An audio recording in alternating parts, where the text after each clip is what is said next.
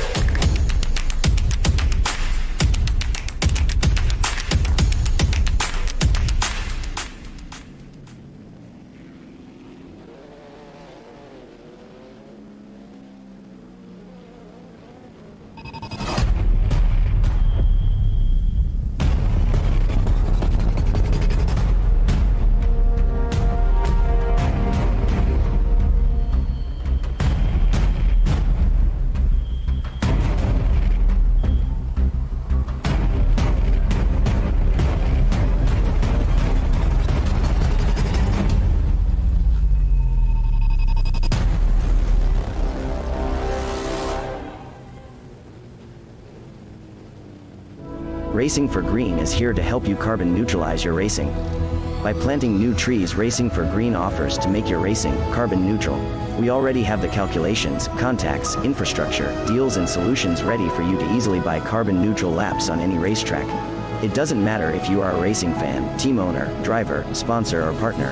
Anyone can buy CO2 neutral laps in the Racing for Green webshop and trade CO2 emissions for New Forest. Racing for Green. A 1v2 for the tournament. Pressure is on.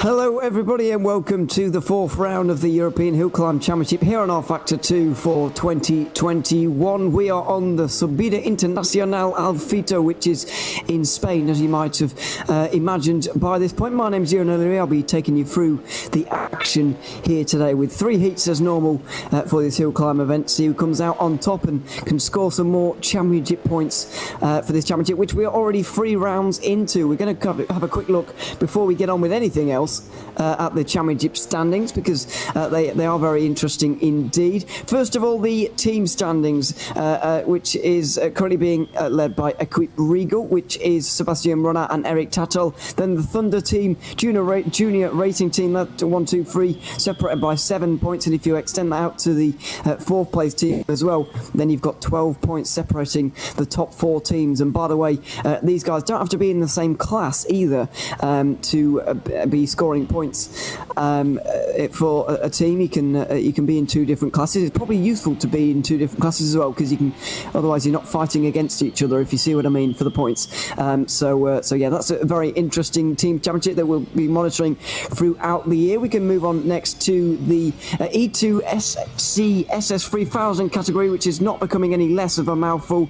It is Sebastian Renard who's currently leading that, and Ludovic Ferrut, who's not too far behind. Renard was the only E2 new car last time out. However, he's not alone this time. Mark Best, who's currently in 4th, it will be challenging him tonight. We've got Francois Carratti, who was there on the Reshberg. He's in 3rd place at the moment. In the other E2 category, E2 2000 category, it is Chris Bennett on his own there in the Tatus, which means he's a little bit lonely and winning all the races, but it's kind of competing against yourself sometimes on a hill climb, just going to go faster and faster with every lap time. So yeah, he's currently leading that one. Hopefully he might get a couple of other entries into that one throughout the rest of the season.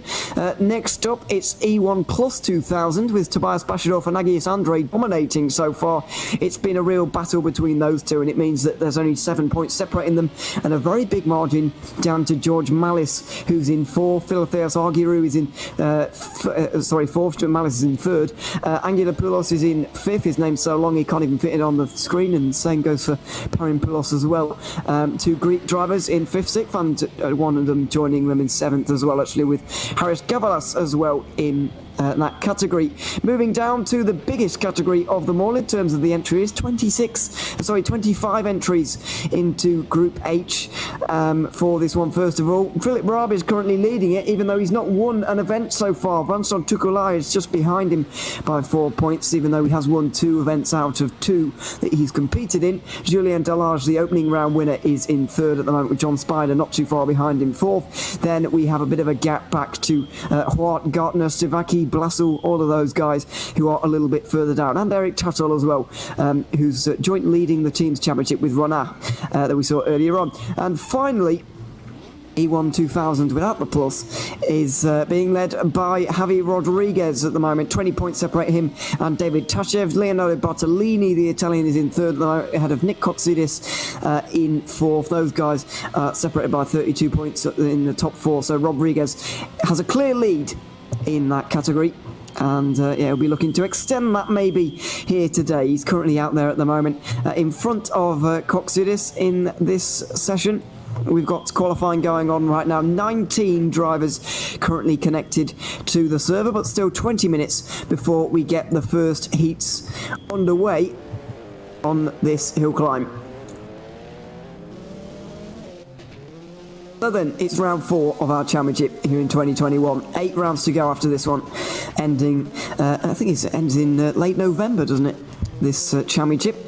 And we don't visit 2 countries very often in this one. I'm pretty sure this is the only Spanish round we're going to have in the 2021 calendar. We've already visited France, Austria and Portugal, but we're staying on the Iberian Peninsula for this one. Visiting Spain on this occasion.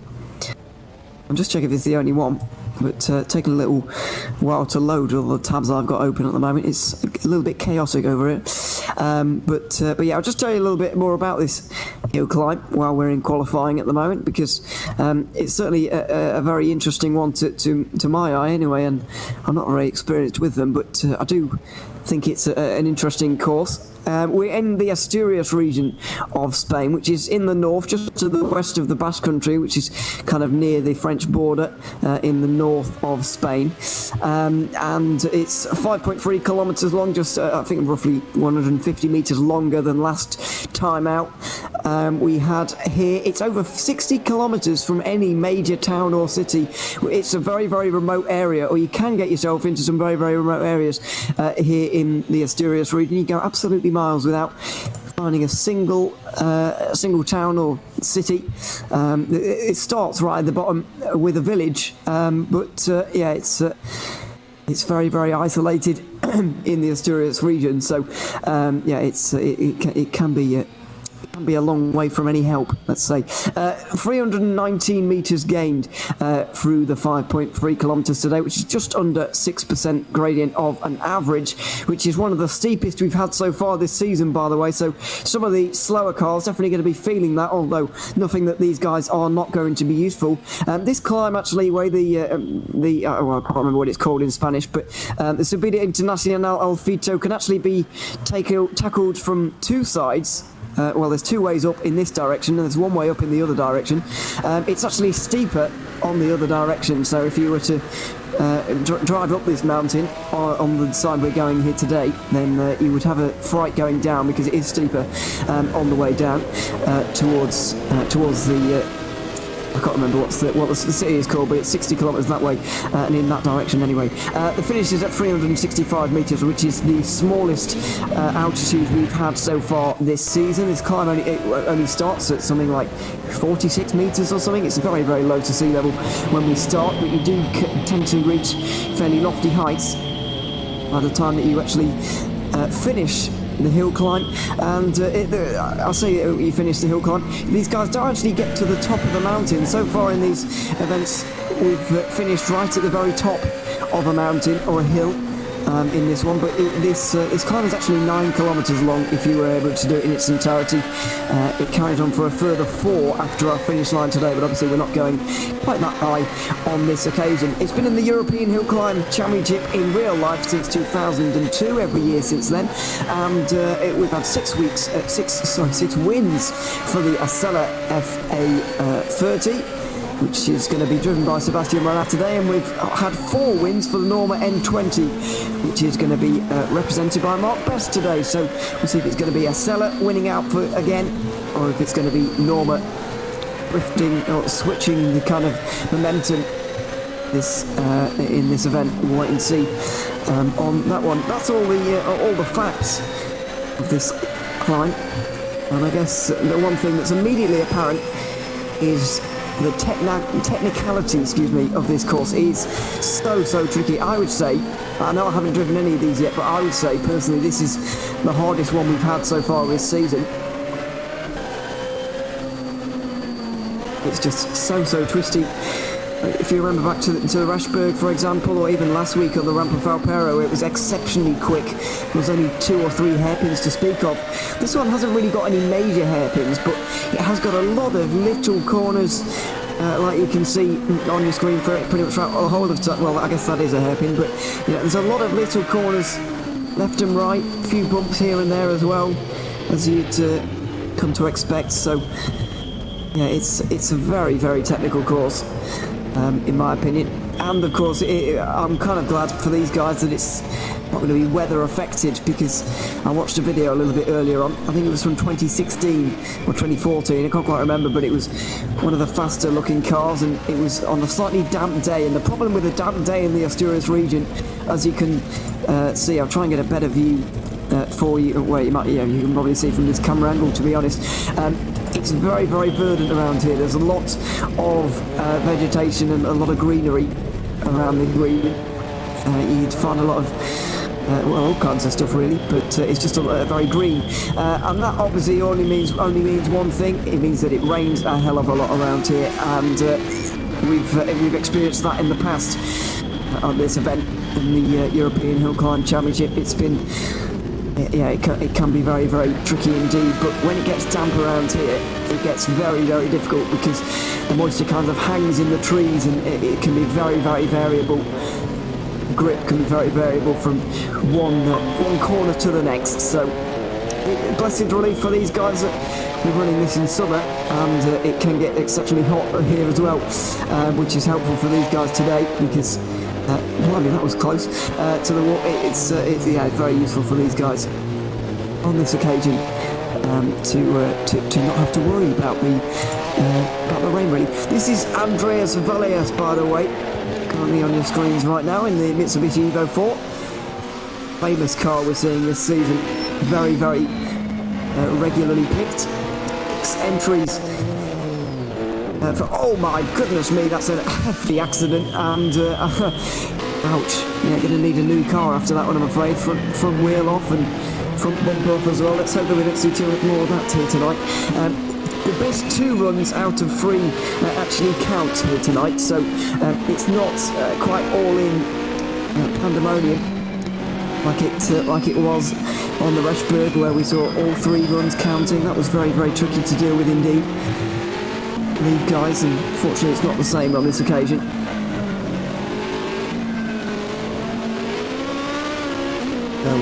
So it's a bit of a different challenge on this time around, but no less tricky. Of quite slow speed, certainly. 5.3 kilometres, one of the longest ones we've had so far this season. It's given us 1 minute 46.1 lap time so far from Sebastian Runner, who's currently leading. Oh my word, that's not the line you want, I'm afraid, from the number 65. That was Marcus Blassel, by the way, going a little bit wayward.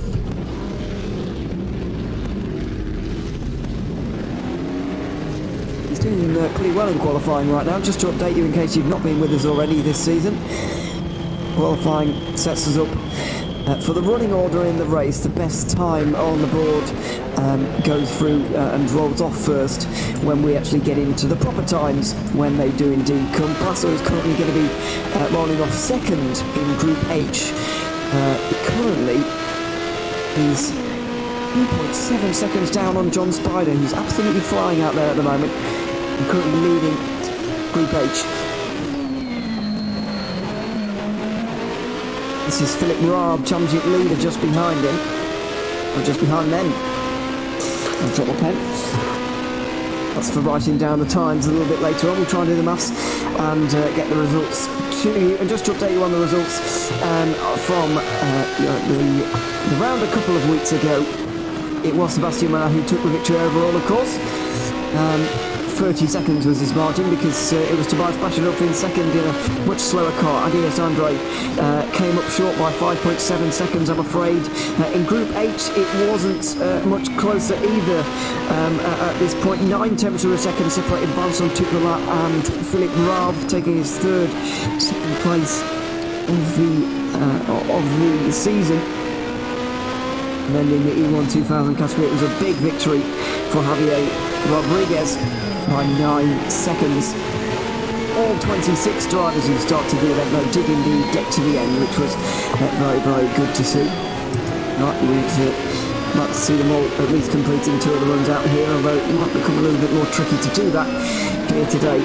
As you can already see, Philip Raab into the wall there, I'm afraid, and there was already somebody lying there at that corner. He's just added some more to that collection. Bit of a lock-up as well. Oh, and into the barriers, into the mountainside. Philip Raab goes back to the pit lane.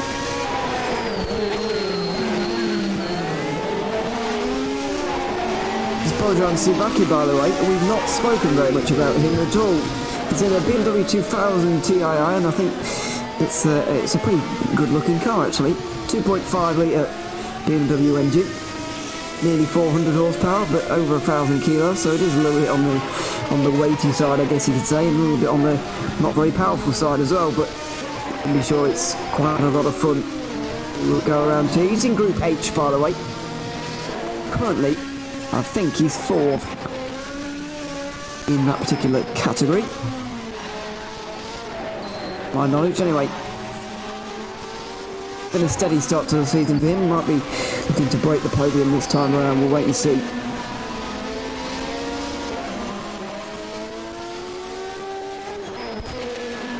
There's so many cameras needed for this circuit. Oh, sorry, this climb, because you can't see around the next corner. So we're going to spend quite a lot of time looking at trees and mountainside, because, as I mentioned earlier, there's a lot of greenery around here. And it's pretty bumpy in places as well, lots of trees around, and of course a mountainside to their left as they climb. So yeah, it's not nice. It actually gets less steep over the top as well, if you were to carry on. But it does flatten off a little bit more. But not to say that this is outrageously steep, but it is the steepest we've had so far this season, or one of the steepest anyway.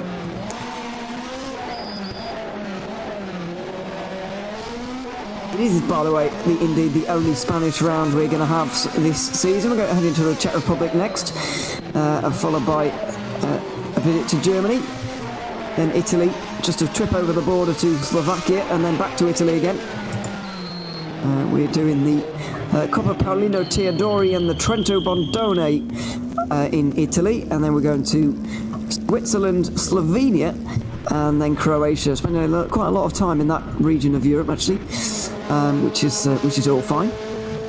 I'll be over the European final result by then, so we can visit Italy. It'll be alright. Currently the number 10 going up the mountain as well right now. Eric Tatol, this is in 13th place. 13th place overall, I should add. That's not his position in Group H. Just behind Sivaki, I think, in 5th place. Going for Equipe Rigo. Regal, maybe. I think I'm going to try and Google Translate that. Because they are a French team. Renat and Tato both French, I believe. Unless I've got something horribly wrong. No, I haven't. That's all right. I seem to remember seeing L'Equipe is a newspaper in France. I'm not quite sure what just the. Well, it'd be helpful if I can spell it, but I'll try and get that to you before the end of the day. It's just interesting me really about what it means. Yeah, he's about to roll back up to the start line again. We're not too far away, by the way, from the end of qualifying. Just under 10 minutes or so, and so it's going to get pretty busy really. Coming out of the starting line.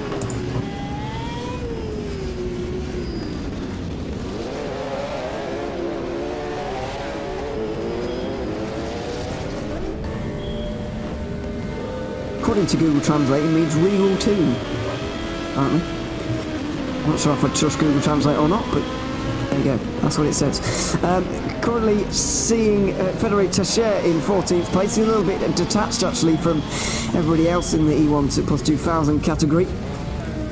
I saw him a little bit earlier on actually. He was right here for the very start of qualifying. I think he was the first person connected when I was having a look on timing earlier. He was the only person out there. Got a time in early. He was at the 2:17s when a little bit early on. Now he's into the 2:16s, and I'm afraid Mark Best has set off a little bit too quickly behind him. I'm not sure if he was led off a bit too quickly, but Tacher's got out of his way. And yeah, that could have been a nasty moment actually. Right, just before the end of qualifying then, I'm going to find someone who's at the start. And can have a trip up the mountain with somebody, hopefully. Ah, here we go. Perfect.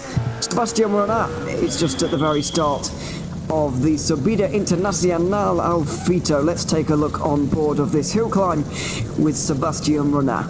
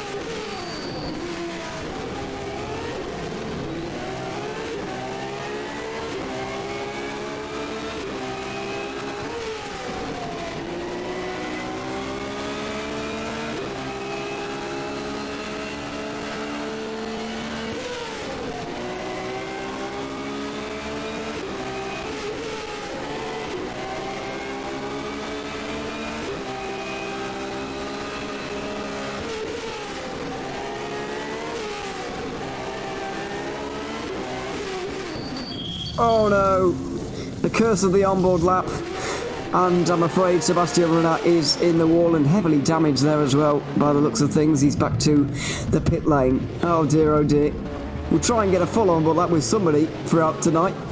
I'm sure we will, but yeah, for now Sebastian Renat in the barriers. I believe this is the chicane coming up right now. We've got, oh it is, oh my word, it is close. We were just talking about that while we were looking at that onboard lap there. I believe this is Parampilos, by the way, in 4th place, or it was anyway until he went into the pit lane. I said that this is a very slow speed and technical course. Well, it kind of is, but the one high speed section that you can see right now on board, here we go, this chicane, look how tight that is. Very, very tight indeed.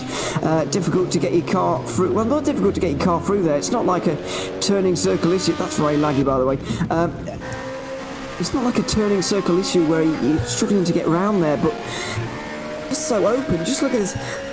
You can't, there's not really, it's not blocking off much of the road, if you see what I'm saying. It's really not, and you don't really have to move very much to go through it. It's a very, very big commitment. Oh, and that's a spin, I'm afraid, for John Spider in the 120. Let's see if we have a little bit more luck with Chris Bennett here in the Formula car, because he's in 7th place at the moment. But yeah, that chicane is totally crazy. It's the only high-speed section on this course is that little chicane, but it just slows the cars down just a little bit before that next braking zone, just to keep things a little bit safer, really. We've seen a number of chicanes so far this season. And that is another of them. Let's see if we have a little bit more luck then on board with Chris Bennett. He's driving the Tatius Formula Master up the Subida Internacional al Fito.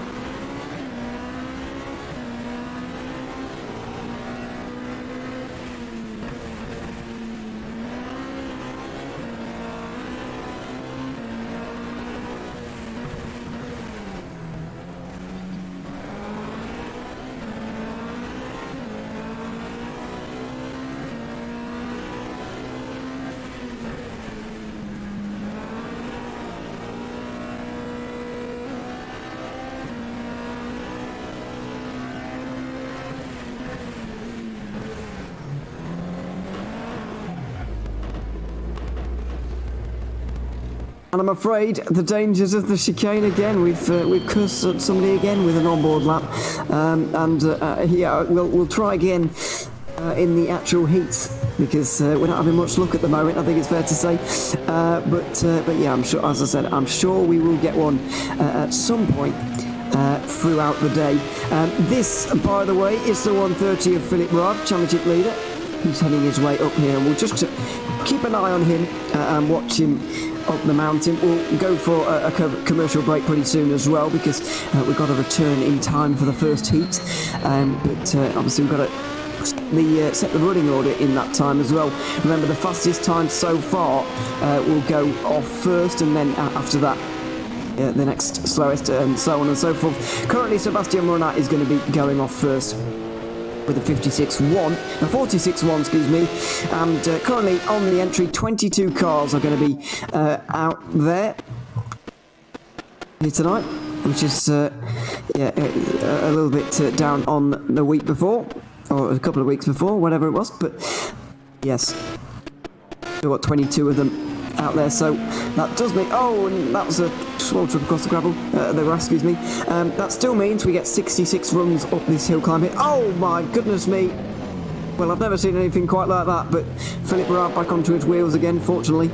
I've never seen a camera shot where someone disappears from view and then reappears, but on their roof. That was quite spectacular, and I'm afraid not particularly nice for Raab. Another one of the Mitsubishis, this one, the 106. Another name I'm probably butchering, Andreas Valias, but hopefully not too offensive, my pronunciations.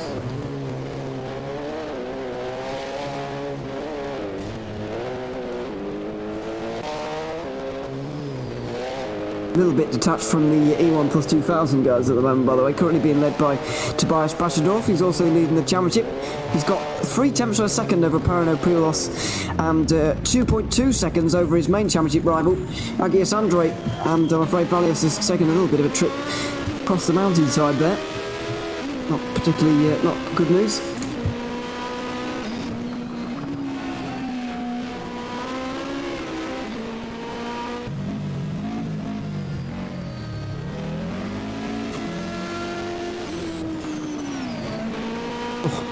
Chicane again, doing its best to slow the cars down before this section here, this little chicane, and there's going to be a bit of a altercation between a couple of cars right now. Oh dear, oh, one of the Subarus, and oh, straight into the barriers. Not nice. That was a 65 car, I'm afraid, of Marcus Blassel getting halted slightly by one of the Subarus. It looked like a Subaru anyway. Could have been Gavalas, but I'm not sure if he's on the server right now. He is on the server. Could have been Gavalas, I'm afraid, but yeah, there we go.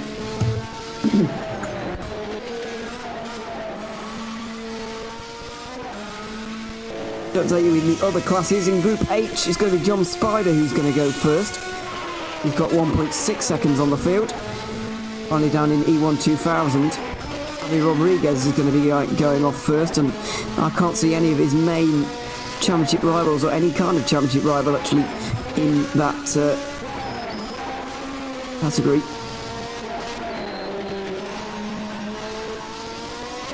Well, I can't quite remember what Lega Menta drives, so he could be in that category, but I'm not sure. Either way, Rodriguez looks like he's storming hot favourite, to be honest, to be actually taking a win in that one.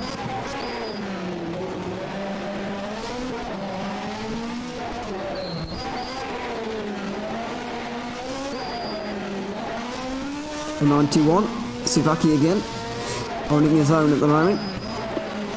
Good to see.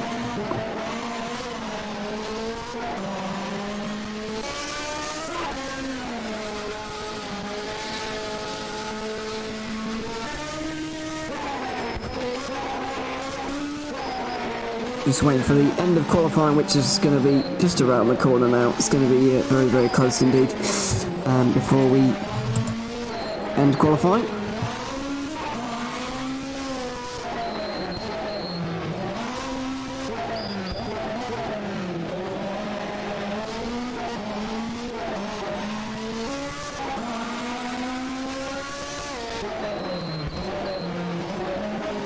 And we'll, yeah.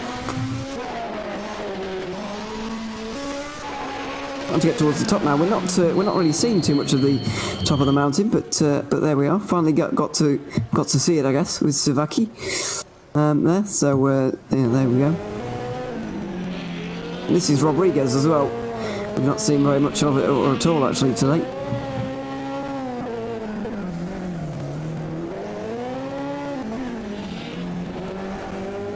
I'm pretty sure it is Rodriguez. It is indeed. Yeah, championship leader. It looks like he's going to be extending that quite significantly actually in this one. He beat out David Tachev last time, the Bulgarian.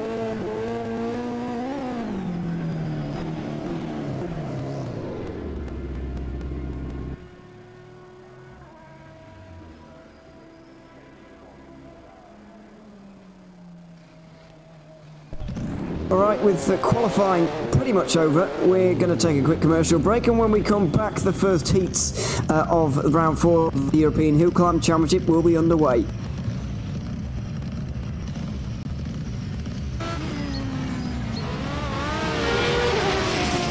The Subida Internacional Al Fito 2021 Hill Climb is presented in partnership with Viper Gaming by Patriot, Elite Gaming, ESTV, and Motorvision.tv.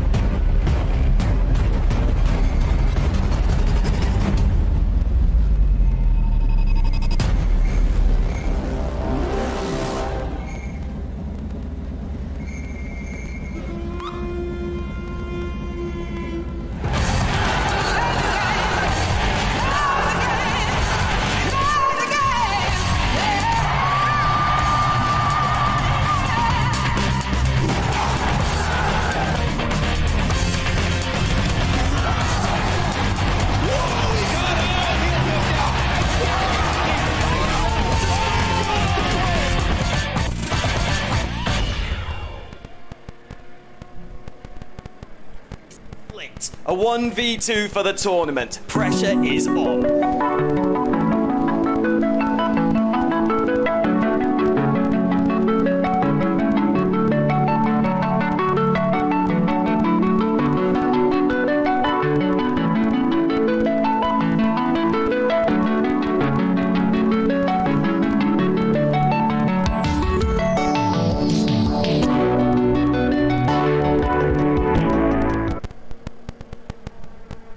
Racing for Green is here to help you carbon neutralize your racing.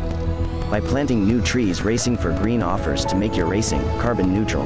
We already have the calculations, contacts, infrastructure, deals and solutions ready for you to easily buy carbon neutral laps on any racetrack.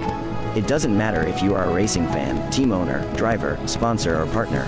Anyone can buy CO2 neutral laps in the Racing for Green webshop and trade CO2 emissions for New Forest. Racing for Green.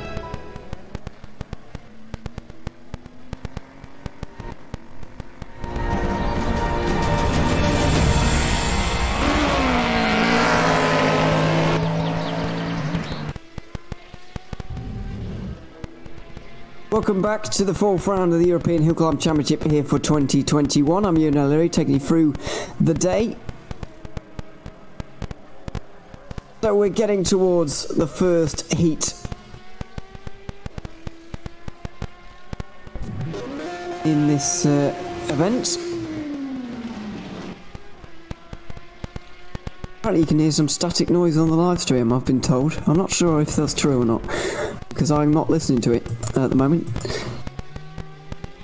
But we'll try and get to the bottom of what that is, and then stamp on it so it doesn't happen.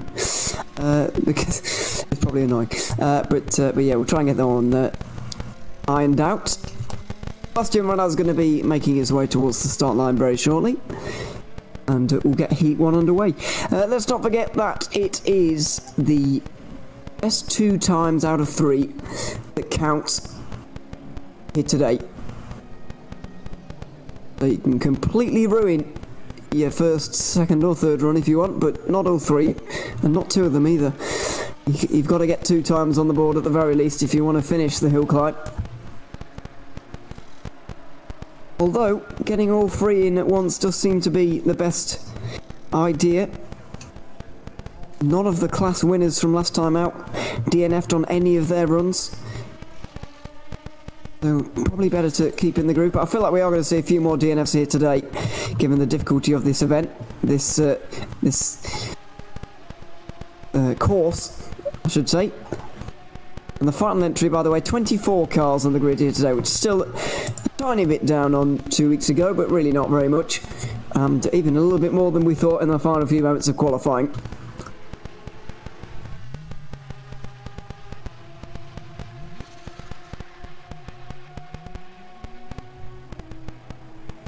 Sebastian Renat and Mark Best are going to be fighting it out in E2 3000 anyway.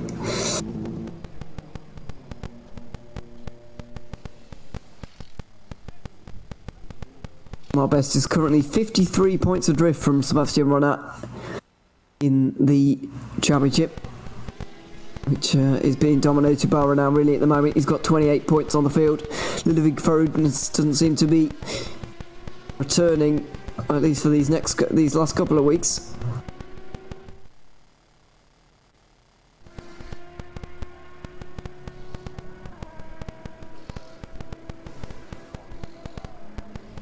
Car 14, please Getting the running order sorted right now, by the way. I can imagine it's probably a little bit more difficult with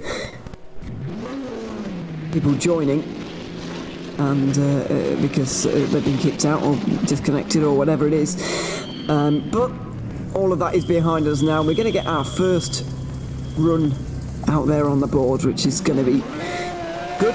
Sebastian Renat gets us underway. It's the 4th round of the European Hill Climb Championship in 2021. We're at the Subida Internacuional Fito, 5.3 kilometres, ending at 365 metres above sea level in the Asturias mountains of Spain. So Sebastian Renat not really able to use the high downforce characteristics of the Acela FA30 on this occasion, because this course is just so technical. To listen to the 3-litre Zytec V8 working wonderfully though. It is a great sound to hear. He makes his way up the mountain, driving exceptionally well. We saw him with a little bit of an onboard run earlier. However, he did get himself into trouble in that one. Hopefully he can keep himself out of it this time around and put a good starting time on the board at the very least.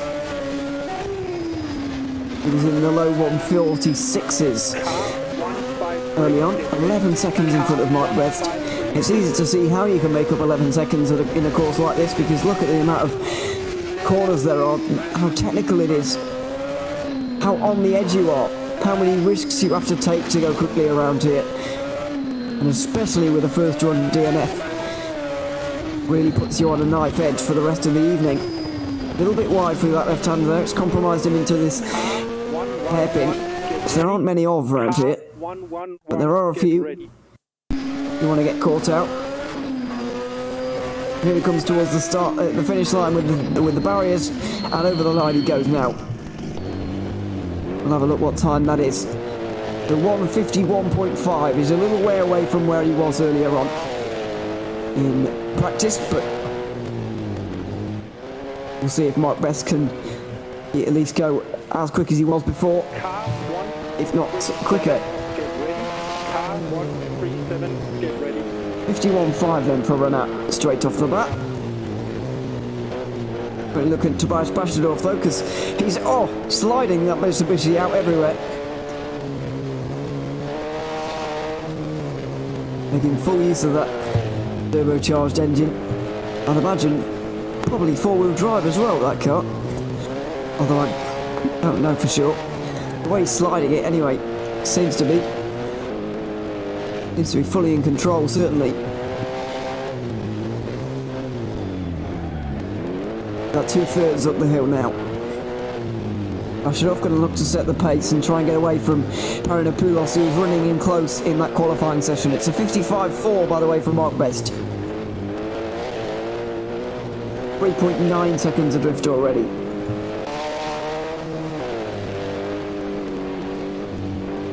Let's see then, Bashadorf really getting towards the top now. Gliding his way around here.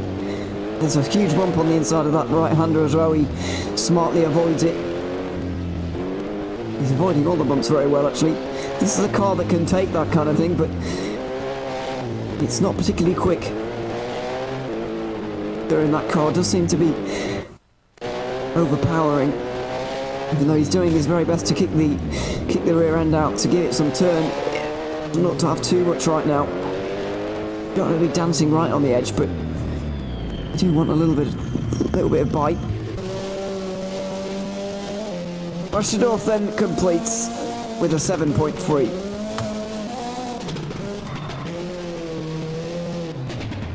Roughly where he was before, I believe, anyway. Paranopoulos not too far behind him in the Ford Escort Cosworth, I believe. Number one car.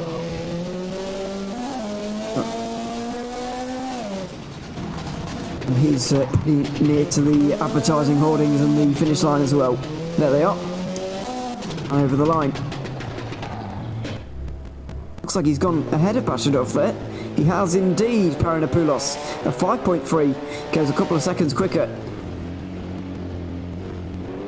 We can put that down to a little bit of a slower time from Bashadorf rather than anything else. Aguirre also comes over the line right now. He does a 9.8. Not taking advantage of Bashadorf's mistake at all there. That's not what he wanted. I believe he might have picked up some damage though. I didn't catch it myself.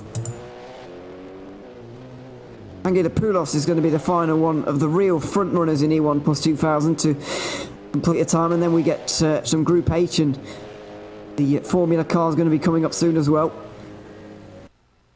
Before we get to Valias. A couple of Group H cars to go before him actually, so a little bit of a wait for the next best of those cars. Currently, field separated by 4.5 seconds after only one run, which is a fairly big margin. But if ever there is a climb that will do it to you, it is this one.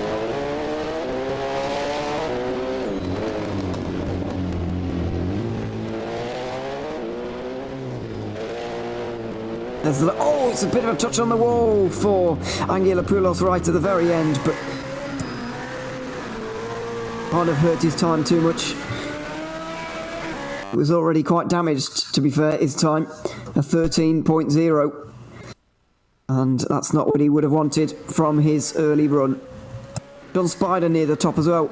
He did fantastically well. Oh my word, he's flying through the sky, and John Spider has no time on the board in the first run.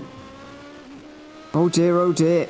The pressure is now really on for the man who set the pace in qualifying. The pressure is going to be very, very much on indeed. Now the ball is in Philip Raab's court to try and take advantage of that. Andreas Valias is also out there at the moment, but I'm going to have a look at Eric Tato. We're going to try and get an onboard lap with somebody, and Eric Tato is going to be doing his best to get the best time possible. So let's see if he can do it. This is an onboard run-up, the Subida Internacional Al Fito with Eric Tato.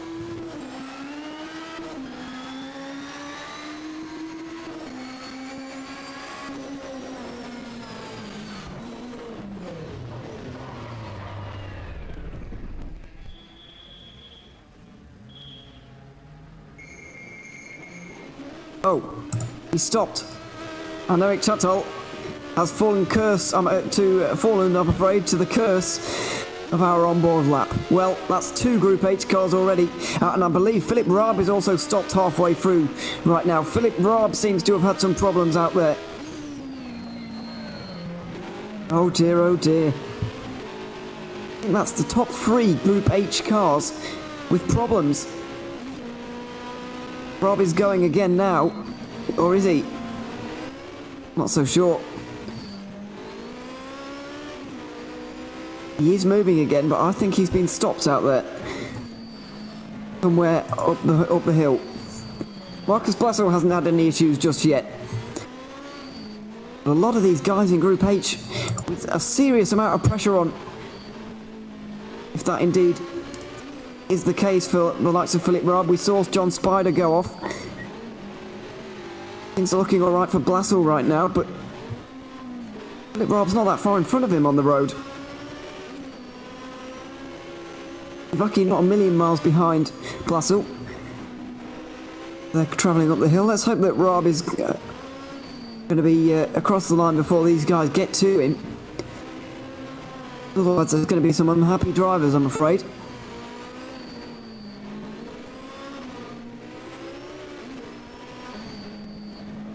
It looks like he's going to be okay. Raab is going to get there just in time. But it's not going to be a lightning quick time. Quite the opposite. Valias, by the way, is a good 10 seconds, 12 seconds down on the leaders in Group E1 plus 2000. It's not the greatest time from him, I'm afraid. And for Raab, it's a 14.80. That's a good 30 seconds off where he should be. So not a good time early on from Philip Raab.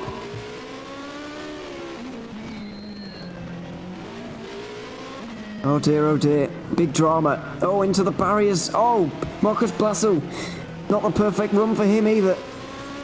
The top 3 all with crashes up the hill on their first runs. Blasel not with a perfect run either. Into the barriers again as he goes over the line. What lap time is that going to be? Just behind Valias. In terms of the order, it's a 21.4. It's basically wiping the slate clean here in Group H. Bizarre set of circumstances. Very, very bizarre. Ivaki is just about to complete, by the way, with Nick Coxidis also out there. Ivaki, that's a time that we were expecting. So, 5th place in qualifying for Group H. It's actually the only one who's been able to get a proper time on the board here. Very bizarre. This is Nick Koksakidis, by the way, in the Volkswagen Corrado. I said earlier on that Rodriguez was going to have an easy run of things today. Well, Koksakidis is going to try and make me eat my words here because he qualified in front of the Spaniard. In qualifying, it's a good save. But that was wayward, I'm afraid.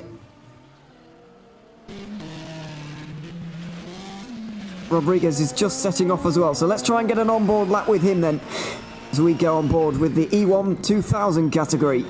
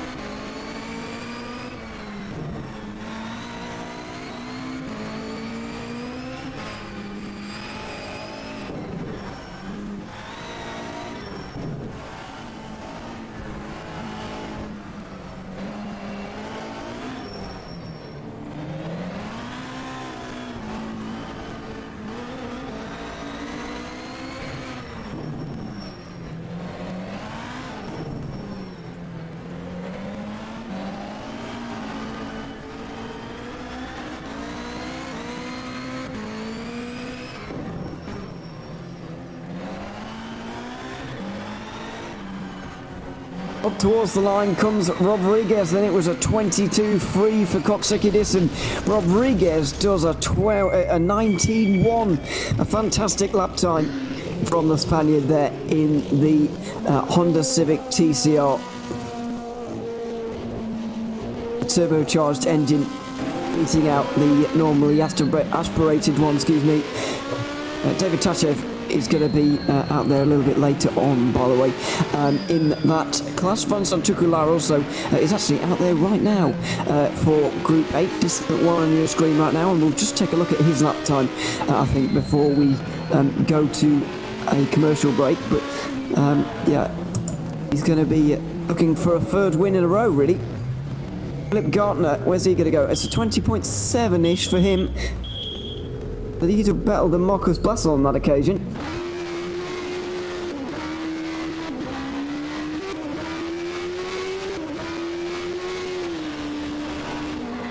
Very impressive. Let's see if Tucular can do anything. He's been very, very impressive so far this season. He's only about halfway through his run right now, though.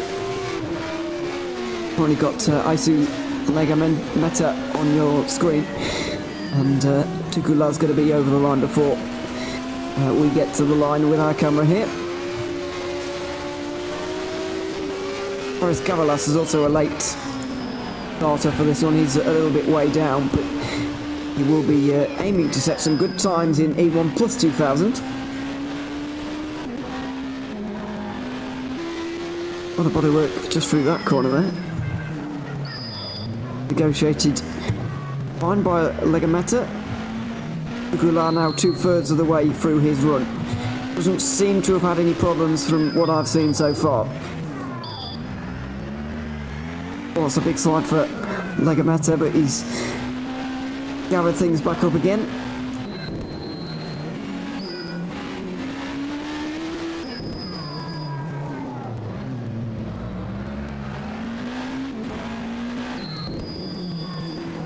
Nicolau in the very, very slow speed final few corners. And a very tricky final few corners actually is what we've seen. Even at the final corner, people touching the barriers ever so slightly, so not to be pushed aside, certainly. Nicolau over the line then. What's the time going to be? It's a 21-2 from Tukula.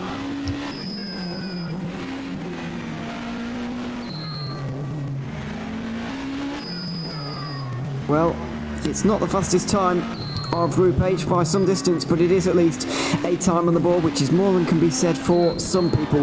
Coming towards the end of Heat 1, then we'll be back with the start of Heat 2 after this quick commercial break. You're watching round 4 of the European Hill Climb Championship in 2021, and we'll be back in a moment.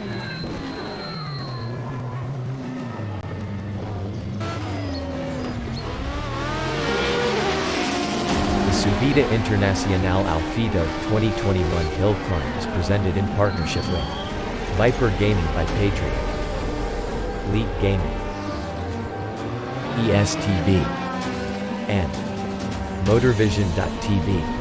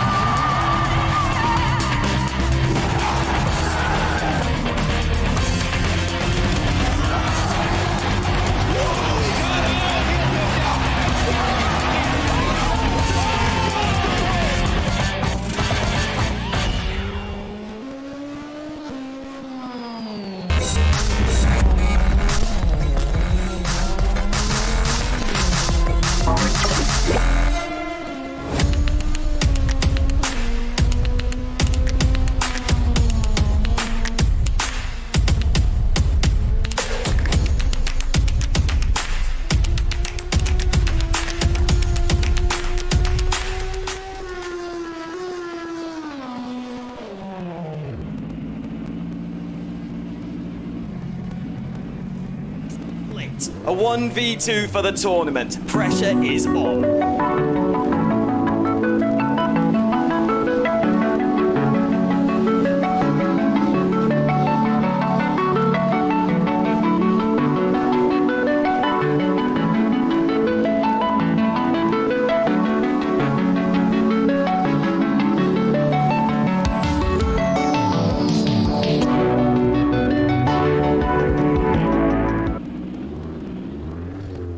Racing for Green is here to help you carbon neutralize your racing.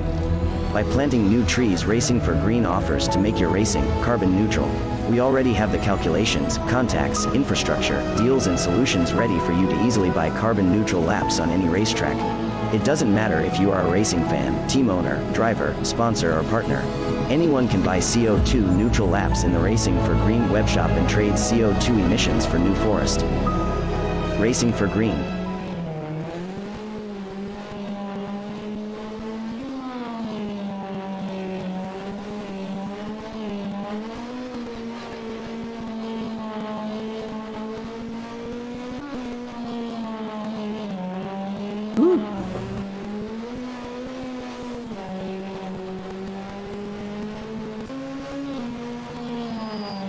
Welcome back to the fourth round of the European Hill Climb Championship in 2021. We're just wrapping up the final first heat runs right now. This is Brenton Henderson, who's not been having a fantastic time of things, I'm afraid to say, out there at the moment.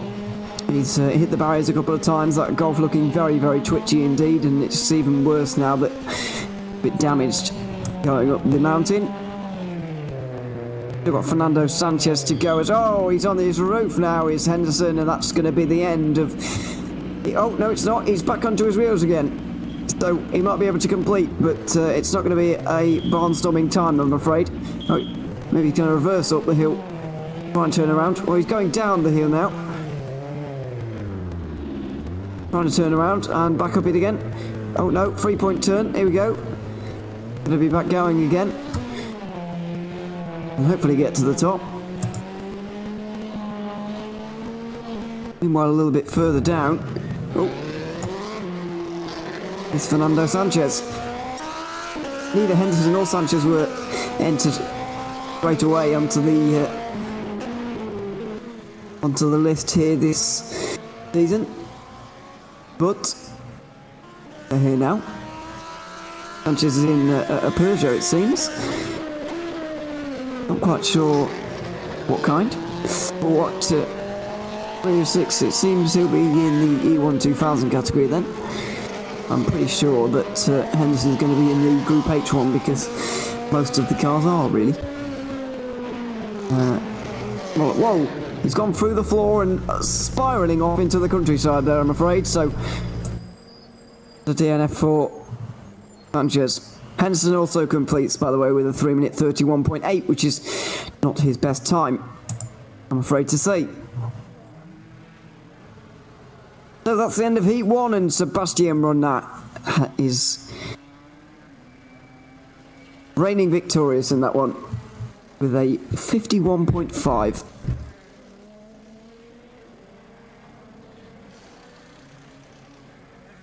Needs to get to the end of this one in reasonable time, and he'll be well on his way to taking another victory. He's had 2 so far out of 3, and may well take another. Here today.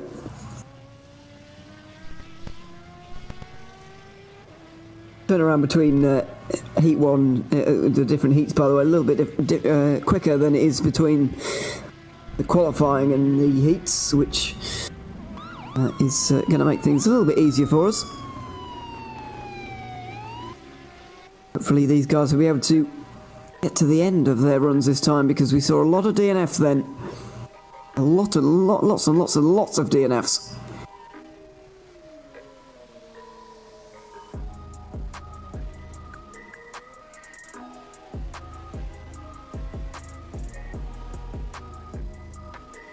Safety car just getting itself into position, and then we'll be able to go with Sebastian Ronat. We'll try and get an onboard lap with him. We failed a little bit earlier.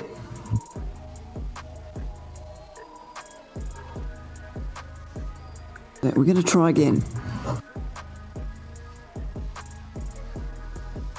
To try and get it to work. Just a couple of highlights on your screen right now, by the way, while we're waiting.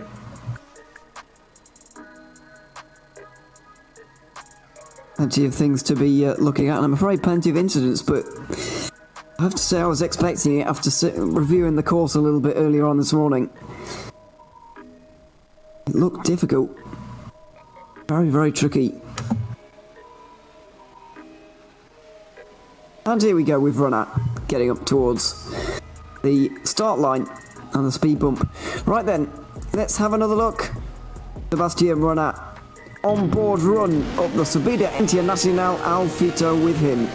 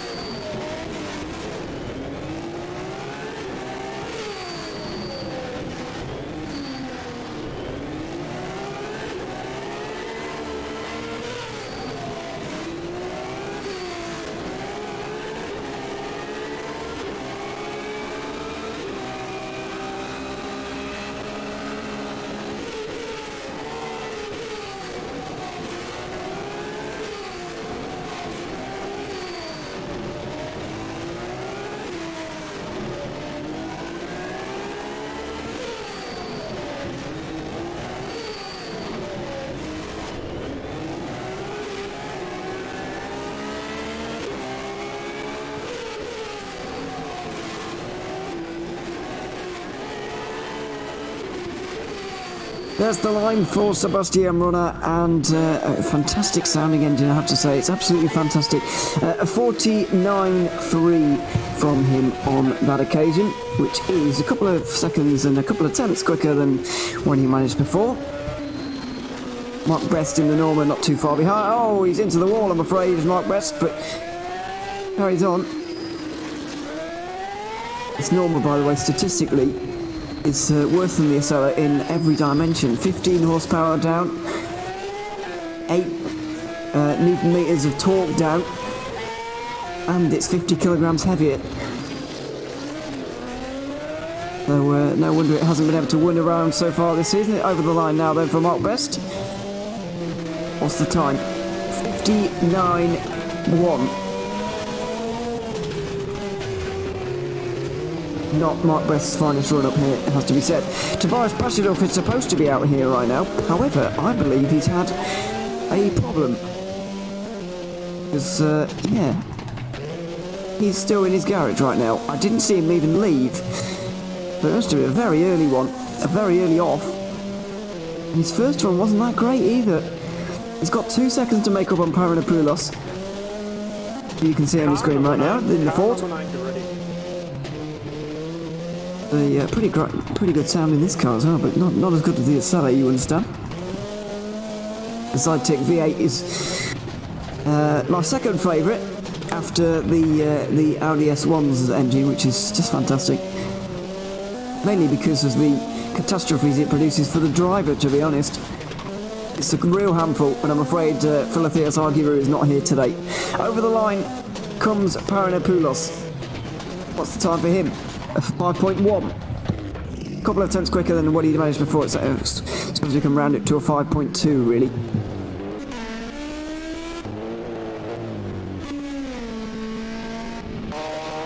Car 106. Car 106, get ready. Aggie Sandray also out there and over the line.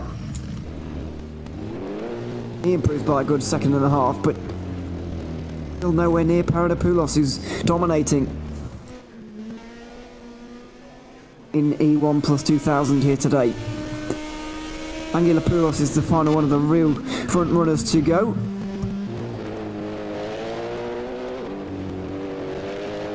Then we'll be taking a little bit of a look at the Group H cars, but they've not had a great time of it either so far. It's been a very messy first run for Group H. The top three in qualifying all having major problems on their first runs. They'd really like to not have to use them really, but they might not have a choice if the same thing happens again. Well, they won't. Especially in the case of Philippe Raab. 30 seconds down on where he's supposed to be, but he did complete, and he won't be able to complete the event at the very least, but it would not be a second place like he's managed in 3 events so far this season. Oh, Angelopoulos, very close to the wall. He keeps it out though for now. He's got a good nearly 8 seconds to gain on Paranopoulos, who's just put in 2 great times there, only a tenth apart. Great consistency from the Greek driver. One of his compatriots in the field trying to better him over the line. Angelopoulos, and it is 26.3. Clearly some issues on that run that we didn't quite see.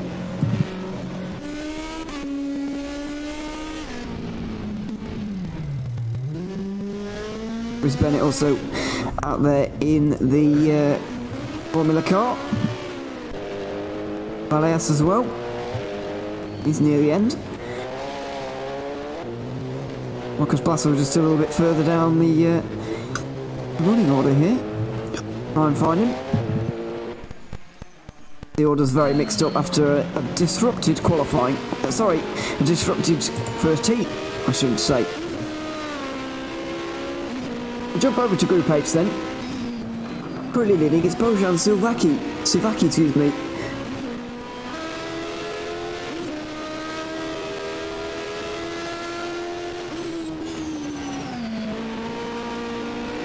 Croatian driver we were not expect to see leading at the start of this event, but the issues for everybody else has made it a thing. Marcus Blasso didn't have the greatest first run, but at least he did get a 21.4 on the board. Somewhat acceptable, I guess.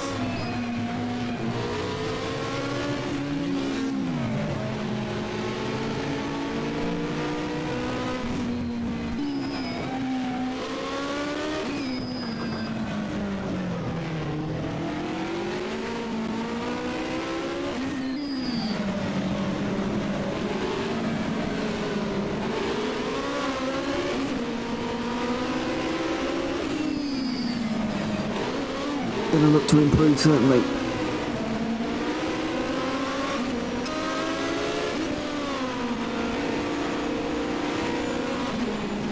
Ivaki not too far behind him at the moment. There's a time comes over from Eric Tato.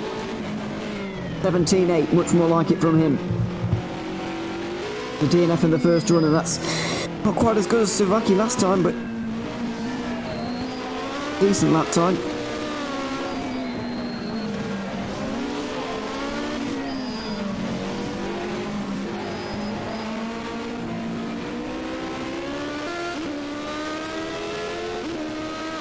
Nearly at the line here with Marcus Blasso.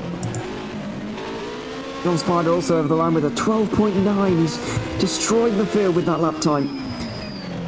Blasso with a 17.4. Better stuff from him there. What about Suvaki? He's near the line right now. Try and grab him just before he gets there. In the BMW.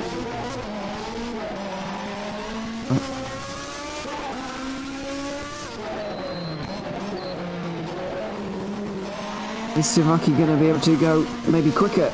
He led going into this one, but 17.1, it's slightly slower, and he's not going to be leading anymore. Well, depends if John Spider can do something similar on his next lap time, because that was outstanding.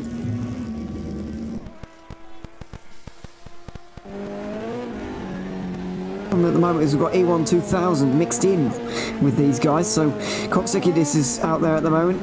Tuku La doesn't look like he's set a lap time. Oh no, sorry, he's just heading towards the start line himself. Nick Koksekidis, 22.3 on the first lap time for him. 3.2 seconds down on Rodriguez, who's on your screen right now.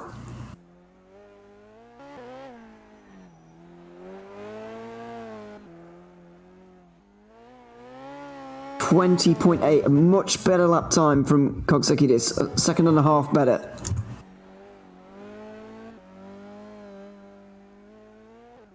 What about Rodriguez? What about Gartner as well? He's just behind him in the running order. Rodriguez over the line. Is it a good one or not? It is. It's very good indeed. 18.2. Rodriguez looked like he might be able to take victory in this one. David Tachev looks a little bit further behind these guys. Philip Gartner is out there right now, as you can see.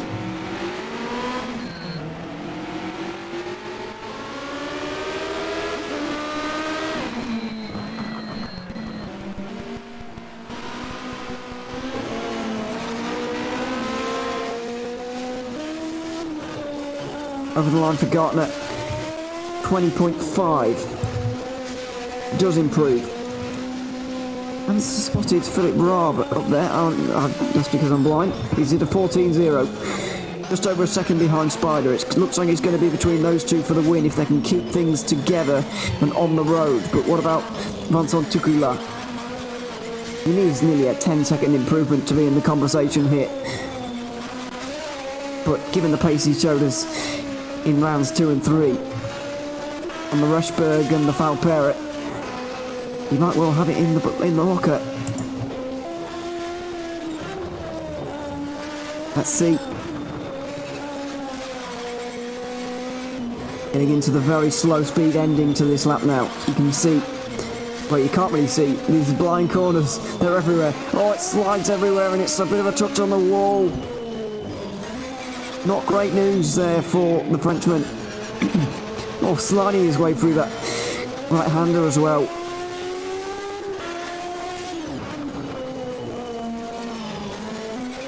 Into the final couple of corners. And there's the line, just in front of him. Where is it for Tukula? 16.7.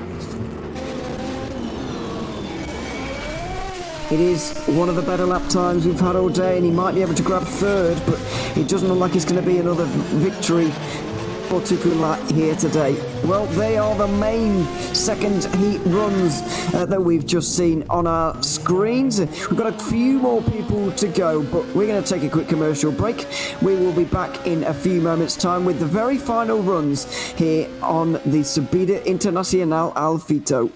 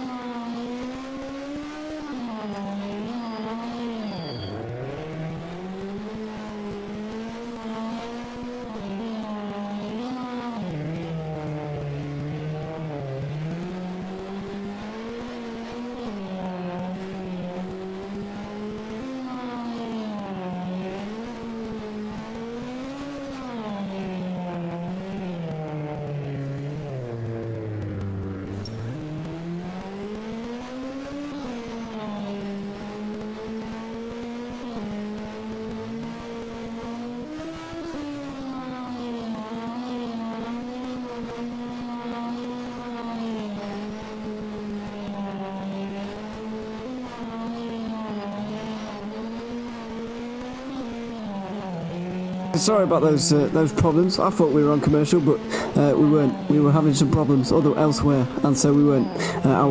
You were just looking at me, looking at what I was looking at. But anyway, it doesn't matter too much because Heat 3 will be here in a minute, and we'll be able to watch that. Henderson's just going to be coming over the line soon. I'm pretty sure it's just my screen that's just frozen. He's still going out there at the moment, and he will come across the line to be 19th overall, significantly better off than last time, because if you remember, he had an absolute nightmare, and yeah, was spinning around everywhere, and it was not a good run.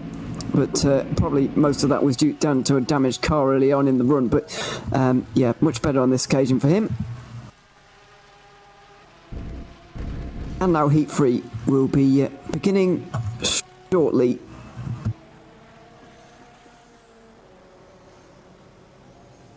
Sebastian Ronald's probably got this one wrapped up already. He can probably crash and a big moment on this occasion. But and still be fine, to be honest. That's the sound of the safety car, by the way. Don't look outside to see if the police car's just coming down your road. It's just the safety car. Sebastian Marat will be out soon.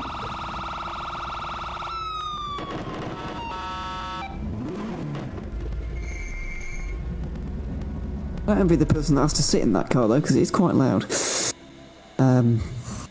Of a siren, but anyway, these guys don't really have to deal with that one. In E1 Plus 2000, it's very interesting indeed, because it looks like for the first time this season, neither Tobias Bashadorf or Raghi Sandra are going to win here. They're separated by 7 points at the moment in the championship. I doubt that they are going to change positions. I think Bashadorf is going to extend his lead by 3 points to 10, but Paranopoulos looks like he's going to take a victory here, even if he doesn't do anything on this last run. 5.3 and a 5.2, it could be enough to see him through here.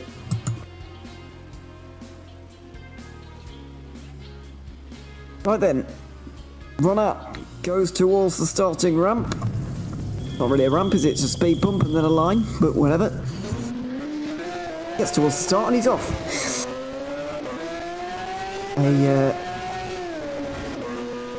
A run that doesn't matter too much, but he's going to push all out anyway, just to see what he can do. He's been 3 seconds quicker than this before. Well, there is still time out there on the table, of course. Looks like he's going to try and find it as well, by the looks of things. Up to the high-speed section, the only high-speed section on this course. Just halted by a chicane, and then another chicane, really, which is... They just want that chicane to be a little bit slower for the drivers, so they just put that chicane in there, but doesn't make this section any slower, really, does it? It's all very quick stuff.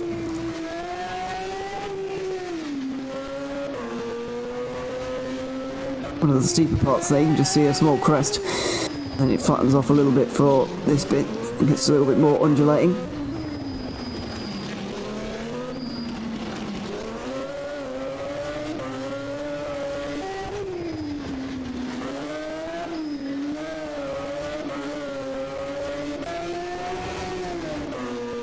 Mark Best is going to be out there very shortly as well, so is our leader in E1 Plus 2000. Let's take a ride on board with him. Done a fantastic job so far today. Here's Antonis Paranopoulos on the Subida Internacuional of Fito.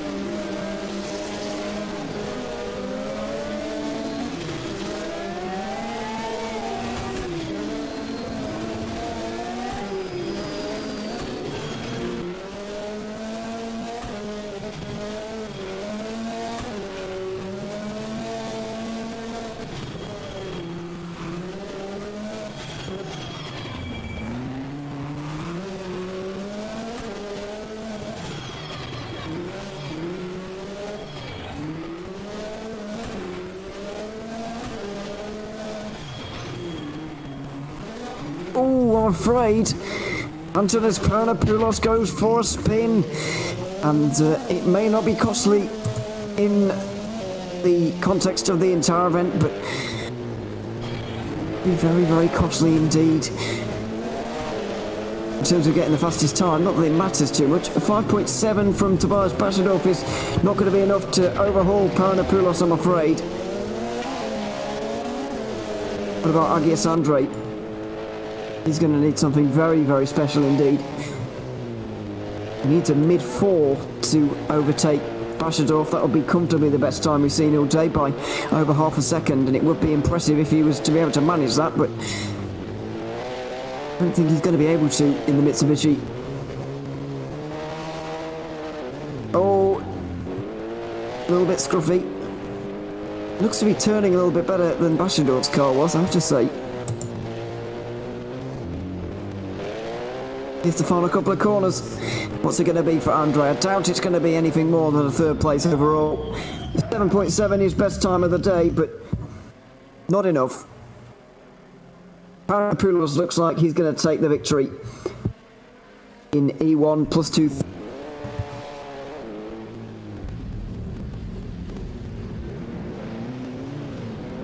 Now then, got some big moments coming up here in Group H, because it's John Spider versus Philip Raab. Spider is out there right now. He's on your screen. 12.9 from him in the first run. Well, I'll say it's the first run, the first competitive run that he had. He DNF'd the first one. Raab was 34 seconds down on the pace in the first run, so that wasn't great news, but he needs to beat Spider by 1.1 seconds in this run if he wants to negate the margin that Spider took from him on the last run.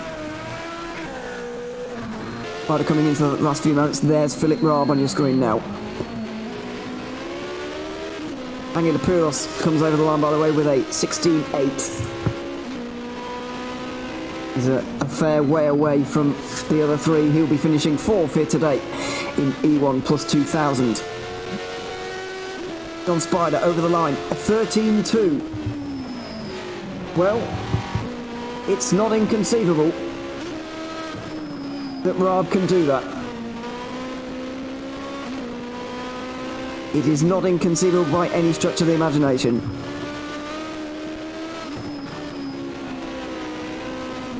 He needs a 12.1 or better. He does a 12.1 on this run, then it comes down to thousandths of a second. Oh, he's in the barriers. Philip Raab, championship leader, is going to be losing points today, I'm afraid, because he's in the barrier and he will not be winning this hill climb. It's a big stretch to see anybody winning it other than John Spider now. Mansard Tukula is going to be far too far back to do anything.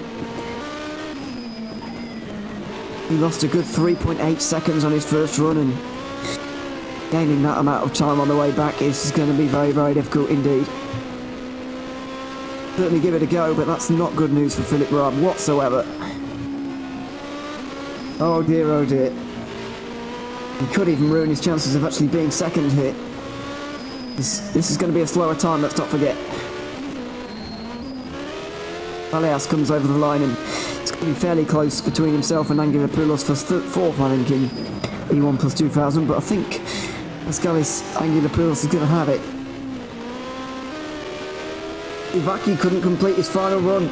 A DNF for the Croatian on his final run, but he may still be able to get 3rd, depending on the time of Tukula. Philip Raab over the line. He's quite over the line before he has a spin. The very final corner, he's going to reverse over the line. Goodness me. A 29.3. A disaster for the championship leader. An absolute disaster. He's going to drop big points in this championship.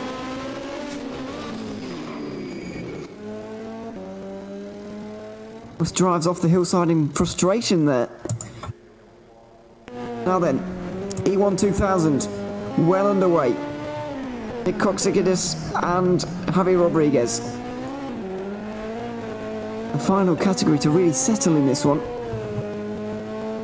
Got the minor placings in Group H, but I'm pretty sure John Spider's going to be taking home the victory. Took home some victories in 2020, definitely more than one. He's going to be knocking on the door at Philip Raab's championship lead here. Julian Delage has not even turned up for this round. Vincent Tucula not on top form. So there's a chance here for Spider to go from fourth to first in one go here. See? Here's the E1 2000 category though. It's between Coxagidis and Javi Rodriguez. If he wants to have a shot at this, then he needs to do a 16.5 or better. Here does Coxagidis. You're currently watching Rodriguez on your screen. But a 16.5 or better is required here. Gartner, I'm afraid, has stopped in his run and he's DNF'd his run. That's Group H, but we'll worry about those again in a few moments' time. Or it's not as good for Coxagidis. It's a 19.1, it's a good enough seconds down on where he needed to be. Rodriguez has a 1.6 second lead right now, and if he can go quicker than a 19.1, then he'll be extending his lead in this one. Vincent Tucula also out there right now. Watch him in a moment, but what's the time for Rodriguez? Is he going to extend it from a 1.6 margin, or is it going to shorten? It's going to extend by a good 1.8. So nearly a 4-second victory for the Spaniard. He takes his third victory out of 4 in the E1 2000 category.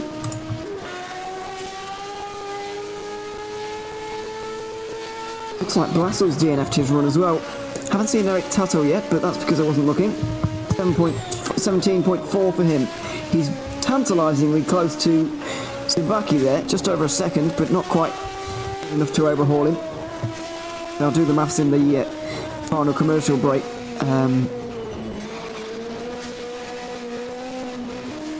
As to the order,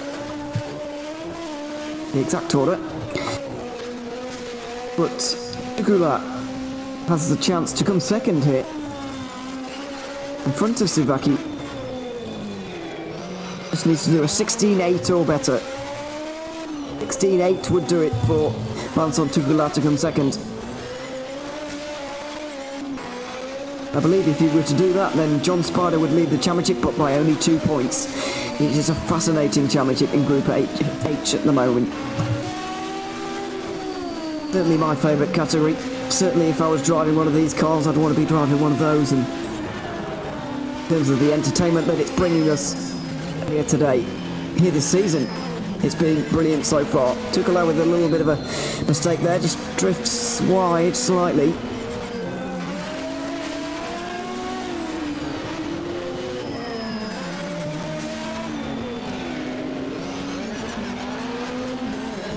What can he do? What's the time going to be? Is it going to be a 16.8 or better? The high 12s are possible, I guess, in this car we've seen today. Tucula comes towards the line. Oh, it's a 15.7. A good second quicker than his last run. That's second place for the man who's had 2 race victories so far this season.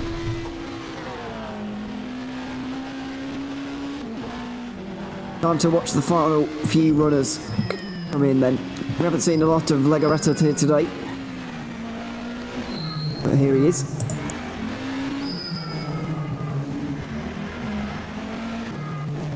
David Tachev as well in the Volkswagen Corrado we've not seen a lot of, but he needs nearly a miracle for second place here. Looks like it's going to be third on the day for him. Coxegidis is going to close his margin to Tachev to 9 points, but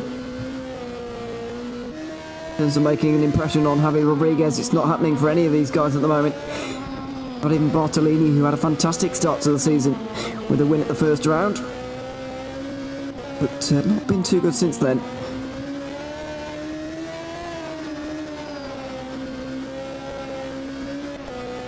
Legarreta did get to the end, by the way. A 22-3 for him. We've got Tashev and Gavalas currently on the hill.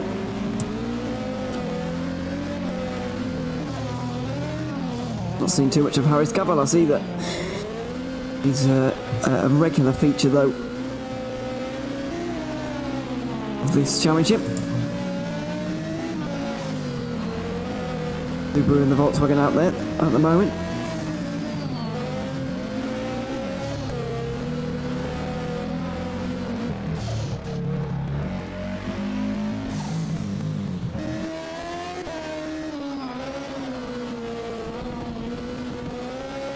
Ivan Moro just starting. Oh, there's his touch on the wall for Tashev. This is the Renault Clio.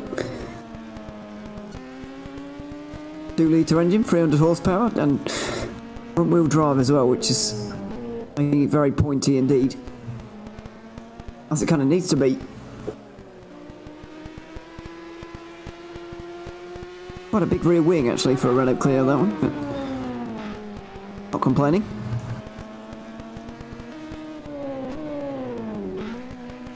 Fernando Sanchez also starting right now as Tashev's over the line with a 25-7. Resigned to third for him today.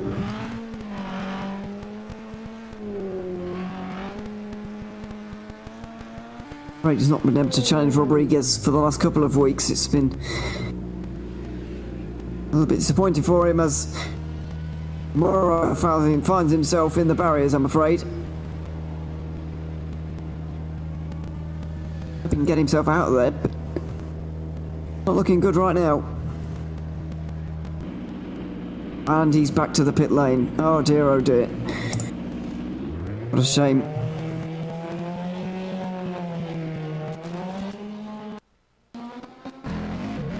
Oh no, front bumper there for the Subaru of Haris Gavalas. I managed to go for quicker than Tashev, but not great news. Well, he has some kind of problem somewhere up the hill. Brenton Henderson out there. I don't think Sanchez was able to get to the end of it. Oh, and Henderson's on his roof. Back onto his wheels again, fortunately, but I'm afraid it's the second run we've seen from Henderson here today that's had some kind of problem.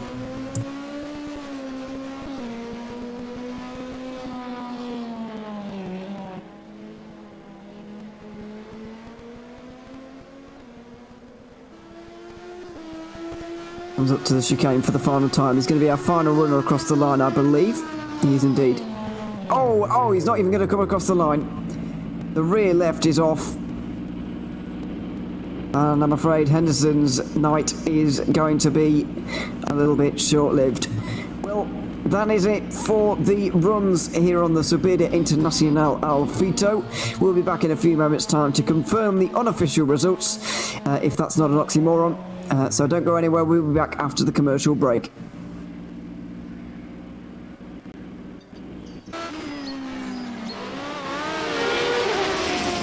The Subida Internacional Al Fito 2021 Hill Climb is presented in partnership with Viper Gaming by Patriot, Elite Gaming, ESTV, and MotorVision.tv.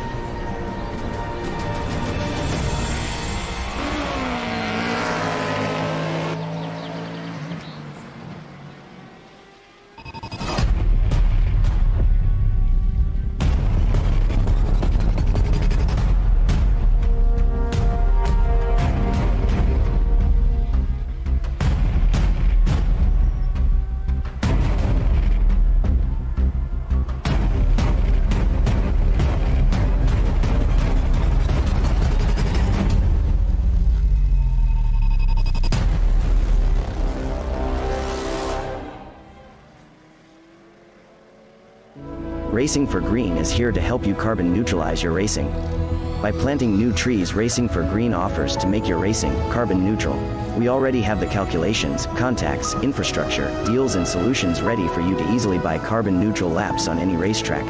It doesn't matter if you are a racing fan, team owner, driver, sponsor or partner. Anyone can buy CO2 neutral laps in the Racing for Green webshop and trade CO2 emissions for New Forest. Racing for Green.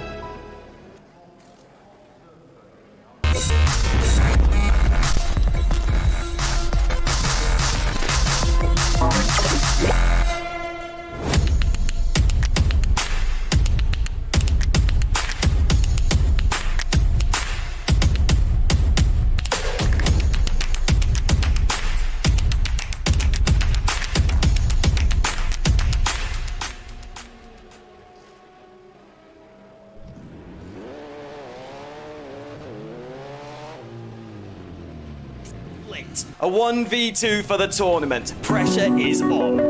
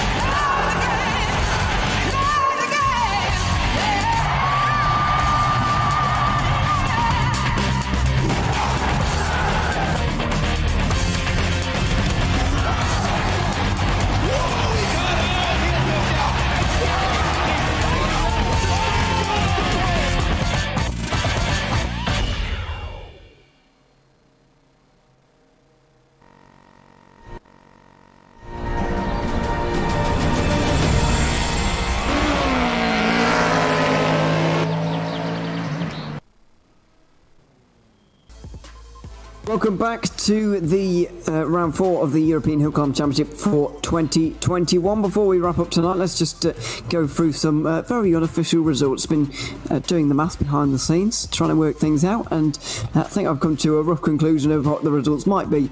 But of course, they will be released on the website in due course, and we'll update you on what those results actually are here next week.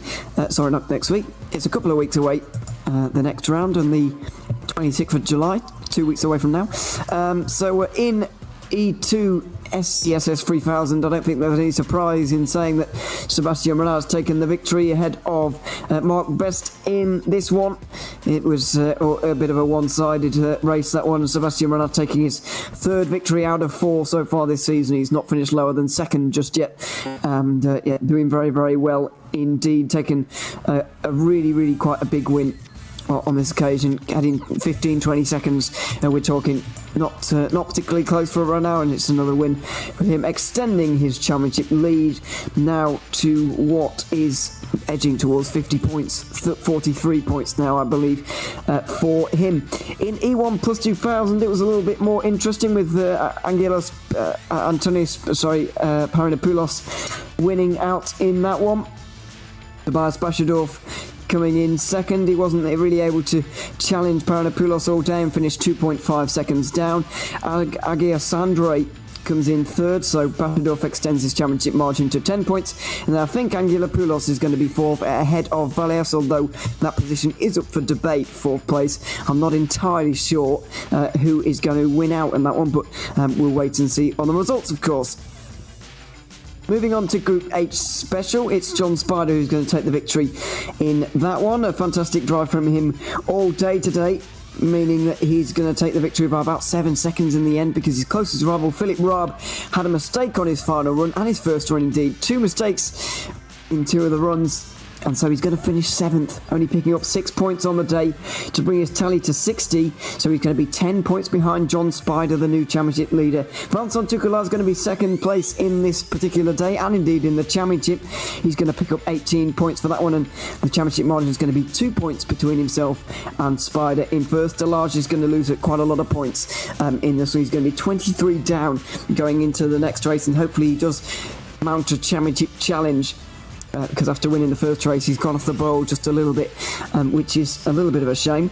Bojan Sivaki getting his best race of the season, getting his best event of the season so far, with a third place here today. Very close between himself and Eric Tato, just a second between them. Tato missing out on the podium there in fourth. Fifth place for Marcus Blassel, who beats out Philip Gardner, who's going to be sixth ahead of Philip Raab, as I mentioned. So Group H, very, very entertaining indeed, going down right to the very last run, as it always does. Finally, moving on to E1 2000, Nick Koksakidis gave it a good go, but it's Javi Rodriguez who takes the victory. No surprises there either, really, which is extending his championship lead really, really quite large now.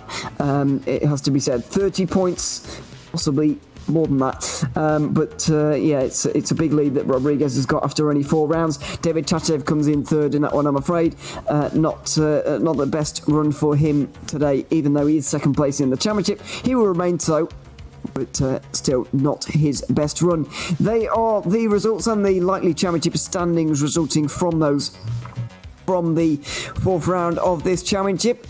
And yeah, it was an entertaining one, a very, very difficult course indeed, and yeah, it was very, very tricky for all of these guys to actually negotiate, to be honest. Very entertaining for us, though. I hope you enjoyed it at home. We'll be back in a couple of weeks' time with the fifth round of this championship on the Eke Homo Sternberg, which is in Czech Republic. I've completely anglified that, so I'm sorry for the pronunciation, but we're 1/3 of the way through the championship now, and we've still got 8 rounds to go, so make sure you subscribe to GTR 24H on all the channels, and we'll be bringing those races and events to you, including as well the Endurance Racing World Championship, which is starting up again at the end of August, and the Monza 12-hour special event, which is GT3 and GT4 cars on R Factor 2.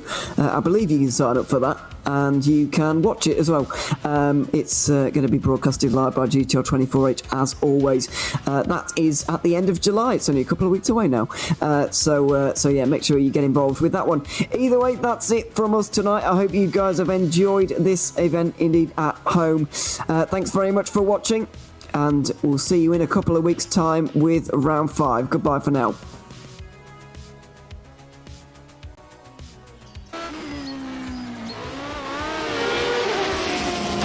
Subida Internacional Al Fito 2021 Hill Climb is presented in partnership with Viper Gaming by Patriot, Elite Gaming, ESTV, and MotorVision.tv.